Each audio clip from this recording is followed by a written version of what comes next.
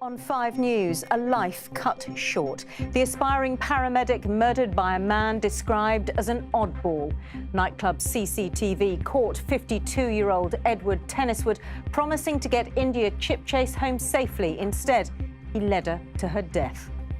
Also tonight, Britain's housing crisis. It used to be London that was the problem. Now it's right across the country. Millions forced to abandon dreams of owning their own homes. I do worry about my future ever having my own home. I guess I've had to try and get used to the idea that owning my own home may never happen. The 2-year-old who survived the worst case of chickenpox his doctor had ever seen. Now Jasper's mum wants all children to be vaccinated. Children do die from chickenpox. Very rare, but they do die. And it's not a risk I think that any parent should take with their children's lives. And the man who's rowed nearly 2,500 miles across the Pacific, and he did it for his dad. Hello and welcome to 5 News. I'm Sian Williams. She was a 20-year-old girl, alone and in tears outside a nightclub. He was 52 and described as an oddball who offered to help her. But India Chipchase didn't want to go with Edward Tenniswood, so he persevered and cajoled, telling her that he'd get her home safely. Instead, he lured her to her death. Today, he was sentenced to a minimum of 30 years for India's rape and murder. Her father says he'll never really recover from losing her and will suffer until his last breath. Charlotte Grant reports. A doctor's daughter who dreamed of one day becoming a paramedic. 20-year-old India Chipchase had been on a night out in Northampton. CCTV captures her on her phone, alone outside a club. That's when Edward Tenniswood moves in. India is upset, drunk and separated from her friends. More than 30 years older than her, Tenniswood claimed she made the first move. But here, his face close to hers, he's seen cajoling her. He was overheard telling India he'd get her home safe. Eventually, he lures her to a taxi, the last time India was seen alive. Described as a fantasist and a loner, this is the house where Tenniswood lived and where India died. His possessions covered in plastic, and the bedroom where he said they'd shared a loving evening. Tenniswood claimed he'd killed India by accident, but after he'd raped and murdered her, he didn't call an ambulance and instead went drinking at a nearby hotel. It was there that police arrested him the next day. He told them, "I suppose you've been to the house, you found what you're looking for." Today, Edward Tenniswood was jailed for a minimum of 30 years, police describing him as the worst kind of predator. As for his victim, it was left to India's father to describe the family's grief. Speaking from a father's perspective, I do not want any other father to hear that their daughter's gone missing like I did. And then for them to hear she's been found dead. No other father will have to see their daughter's body in the mortuary and be told they are unable to touch her or kiss her one last time. No other father will have to carry her coffin into a church with his son. And no other father will have to see her mother and siblings grief at the church service. Jeremy Chipchase on the murder of his daughter India, ending that report by Charlotte Grant. Now, do you own your own home? If so, you might consider yourself rather lucky because new figures out today show home ownership across England is at its lowest level for 30 years. Basically, not enough houses are being built and too few can afford those that do exist. It means that millions of people are having to give up on their dreams of owning their own place. Peter Lane reports now from Manchester. That's the city that's seen the biggest slump. At 33 years old, Tom Barlow thought he'd be on his way to owning a home in Manchester by now, but it is still very much a case of window shopping only, so he's renting instead. When you do have a look in the estate agents and you do look at house prices, you do think it's unreachable. And it's not just me, it's just all of my friends, it's everyone that I know. And you know, we're all in a situation where unless your parents have got a large amount of money and can give you your deposit, saving for a deposit is just, you know, out of the question.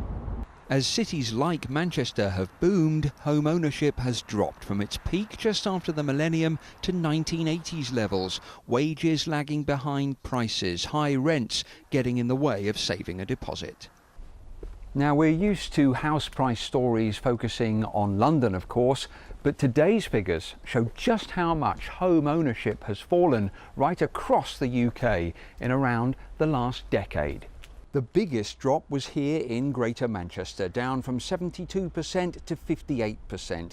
Other double-digit drops were in West Yorkshire, where it fell from 70% to 60%, the West Midlands, 70% down to 59%, and Northern Ireland, a fall from 73% to 63%. Manchester City Council is developing mortgage guarantee and deposit savings schemes to help people get on the ladder. But the man running it all says maybe the bigger picture is changing. Nobody's very clear yet as to whether or not we're seeing a cultural shift in this country where people actually make choices around renting rather than buying. I think at the moment there's still a deep psyche that you want to buy, but will that still be the same in the next 10 years? We're not really sure. Many of those who do dream of buying question if they can make it a reality. I do worry about my future ever having my own home. I guess I've had to try and get used to the idea that owning my own home may never happen. And for Tom, every month's rent is another chunk of money gone that could have been put towards his own home. Peter Lane, 5 News. Well, we're used to politicians promising to make affordable homes a reality, but have those promises actually turned into any bricks and mortar? Our political editor Andy Bell looks now at why our housing problem seems so hard to fix. We've heard the promises from previous prime ministers. We are also going to build more houses. I think everybody knows that there's a huge shortage. I want us to build 1 million homes by 2020. But house building in England has gone down from a peak in 2007. It's no longer falling, but is still well below the government's own target of 200,000 homes a year. It's a priority identified by the new Prime Minister. If you're young, you'll find it harder than ever before to own your own home. This stretch of the Thames is an extreme example of what's going on in much of the country. Homes are being built, they're just unaffordable for most people looking to buy or even rent. It's all become more expensive because the supply of homes is not keeping up with demand and hasn't done for decades. The last time that we built the number of houses that we needed, we had a very big public sector house building program with local authorities, house builders, housing associations, everyone playing their part, and that's no longer the case. Under David Cameron, the focus was less on building and more on schemes like Help to Buy, and 300,000 people have got onto the property ladder through such measures.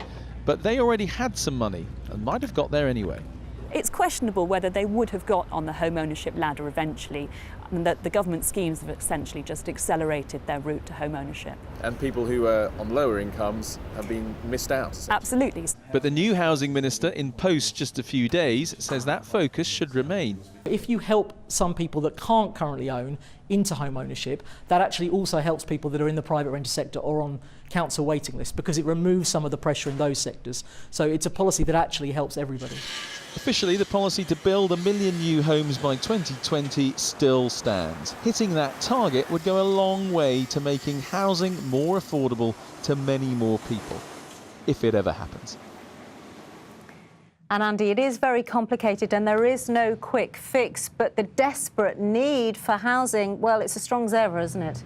Yes, and the government says it's going to help that happen by changing the planning rules to make it easier to build more houses. You might say, why hasn't that happened already? After all, David Cameron was Prime Minister 6 years ago, and we now have a Conservative government which says it wants to make that happen. We'll have to wait and see whether they can hit that target. But I think it was interesting when the Housing Minister said to me they want to keep that focus on Help to Buy, because they claim that when you do the surveys with people, the one thing that people say time after time is they do want help to get onto that property ladder. Andy, thank you. An AIDS charity has won a High Court battle over a pre-exposure treatment that could stop 90% of HIV cases. NHS England says it's up to local authorities to provide the drug called PrEP. It costs £400. The body says it'll appeal against the decision. Thousands of people have gathered in Normandy for the funeral of the 85-year-old priest who was murdered last week. Father Jacques Hamel was killed at his church by two men who had pledged allegiance to so-called Islamic State. The pair stormed the church and held hostages before being shot dead by police when they tried to leave. Sarah Allen says that when a doctor finally saw her 2-year-old son in A&E, he gasped and said it was the worst case of chickenpox he'd ever seen. Jasper was admitted immediately and spent the next 5 days on antibiotics, antivirals and morphine.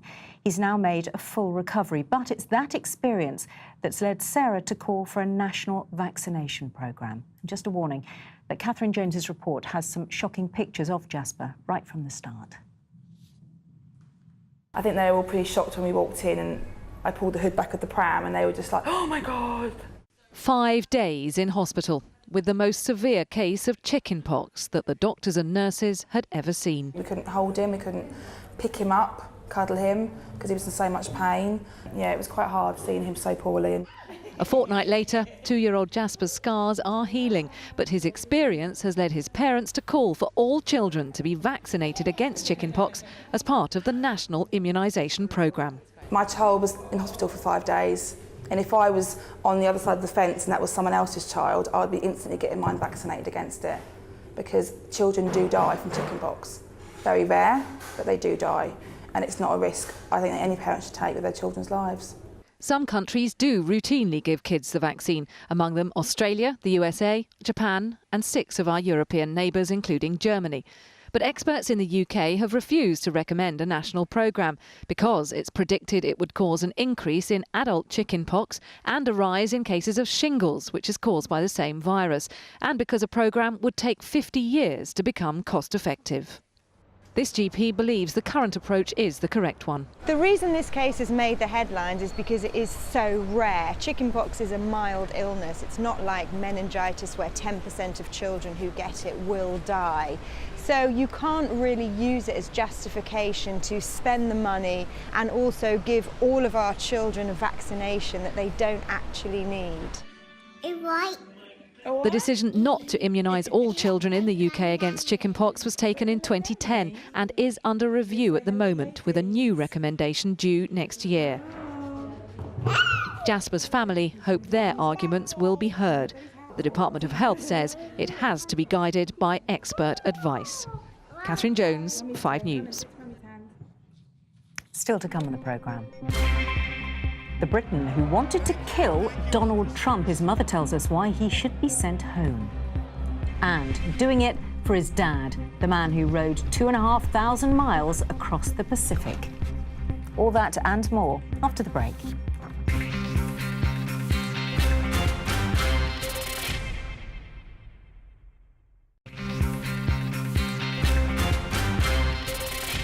Hello and welcome back. You're watching 5 News.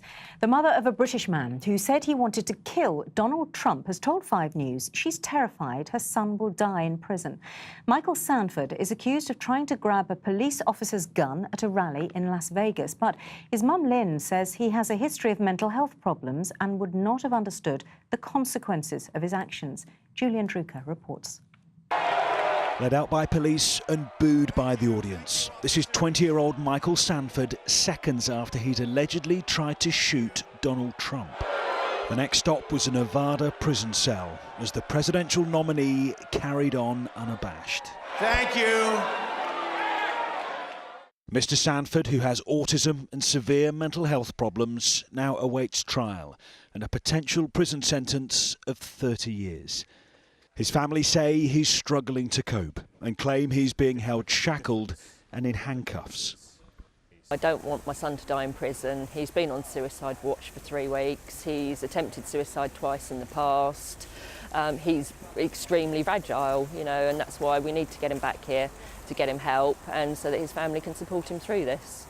Michael Sanford allegedly tried to snatch a police officer's gun at the rally. Court documents show he told a US Secret Service agent his plan was, in his words, to shoot and kill Trump. Lynn Sanford stresses her son has since shown remorse and regret and last phoned her from the prison on Sunday. He kept breaking down and sort of breaking off, sort of sobbing, saying how sorry he was. And you're not defending his alleged behaviour, Of course are not. you? No, I mean, what he attempted to do was a very serious thing. Now the family's British lawyer is to submit evidence of his health issues in an appeal for clemency. Michael did not know what he was doing, that he's not fit to stand trial, and that he should be repatriated back to the UK. The Foreign Office says it's providing assistance to Mr Sanford's family, with his trial due to start in 3 weeks. Julian Drucker, 5 News. It's been called punk architecture. Creative, vibrant, the symbol of a city thriving with vitality. Unless, of course, you're one of Brighton's residents who absolutely hate their new grey pole on the seafront. It's the I360, the world's tallest, slimmest moving observation tower, and it's opening this week. Minnie Stevenson got to look inside. If you suffer from vertigo, look away now. This is officially the world's tallest moving observational tower. And at just 12 foot wide, it's also the most slender, according to the Guinness Book of Records. Designed to show off the Brighton seaside skyline, although today we have not picked the weather for it. The I360 tower took 12 years to create and cost £46 million to make. And I'm about to go up for a test ride. If you're scared of heights, it's probably best not to look down. We are 450 foot up, which makes it just around 100 foot taller than Big Ben. Now, right now, we're in something called an observational pod, which carries around 200 people at a time. And it'll probably take you about 20 minutes to fly to the top. And let's be honest, it's a long way down. Britain's latest tourist attraction was created by the same architects as the London Eye. But unlike the capsules in the capital, the pod you travel up in is 10 times the size. With cabin crew on board, the architects behind it told me it's designed to feel like you're flying in the sky. Because you're slightly removed from the everyday, from the things that occupy all day, and it's a moment of respite. I think we live such busy lives, we're bombarded with lots of interactivity, lots of digital this and that, and it's very nice just to kind of get away from it and just be above it. But what do locals make of the new tourist attraction, which will cost you £15 a go? Well, it's pretty ordinary, it's just a big spike, but I quite like the carriage or whatever it's called. That looks quite good fun. Interesting. Yeah. Interesting. Yeah. Would you go on a ride, though? No. Why not? I'd be too scared. Really? Yeah, I think it's quite impressive, actually. I really like opening a window on planes. Oh, do you? You're that kind of flyer? So this will be just a breeze for you then? Yep. The I360 opens to the public on Thursday, so the punter's verdict is still very much up in the air. Minnie Stevenson, 5 News. Now, what possesses someone to want to row across the Pacific Ocean almost 2,500 miles? Well, for some, it'll be the sense of achievement. For others, it's to prove a point. For Louis Bird, though, it was for his dad, Peter, who died doing the same thing 20 years ago. Simon Vigar reports. Another crazy Brit on another adventure. We'll see you from Pina Colada in Hawaii. Maybe, but there's a bit more to it than that. Louis Bird was doing it for Dad. He was there the whole way with me. I really felt that. He was right in here, and I took a lot of strength from that. I just have to have another glass of water and celebrate my 180th day at sea and my birthday. In 1983, Peter Bird became the first man to row solo across the Pacific. Tragically, he was lost at sea on another expedition in 1996. Louis was just 4 years old. I don't necessarily have to go to the Pacific again because he's so much a part of me. He's so within me in everything that I do and everything that I represent, and that is a beautiful thing to realise. It sounds like a spiritual trip. Absolutely, 100%. It was always going to be, and I was happy that it was as much as I thought it would be. Just the idea, just this feeling, this overwhelming feeling that he was everywhere, and we were always going to get through. Louis and his partner, Erden Eruch, took 54 days to row 2,500 miles from California to Hawaii. OK, show us your blisters. Right. How much do they... they look bad. How much do they hurt? They're fine now. My hand is the first 2 weeks, they're just ribbons. They're awful. They're absolutely fine. They're just hard calluses now. They get really, really tough. It's your bum that struggles. I mean, yeah, that's really sore. I'm homesick.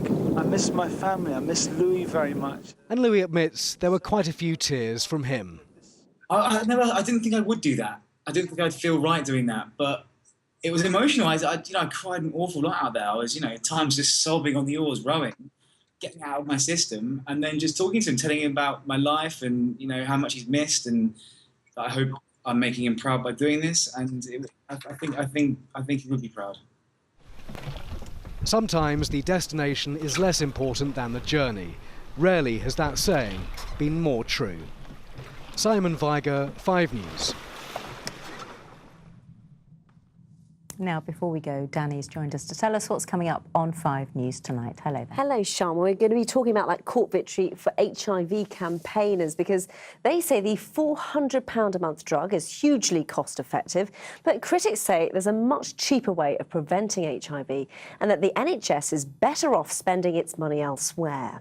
Plus, we'll be looking at Olympic cyclist Lizzie Armitstead, who she can now compete at the Rio Games after successfully challenging a ban for missing a 3 drugs test. But it has caused controversy, with some questioning that decision. So we'll be discussing that at 6:30. Thank you. Look forward to that, Danny. That is it for now, though. Sean Welby has the weather next. I'll see you again tomorrow at 5. Thanks for watching. Goodbye for now.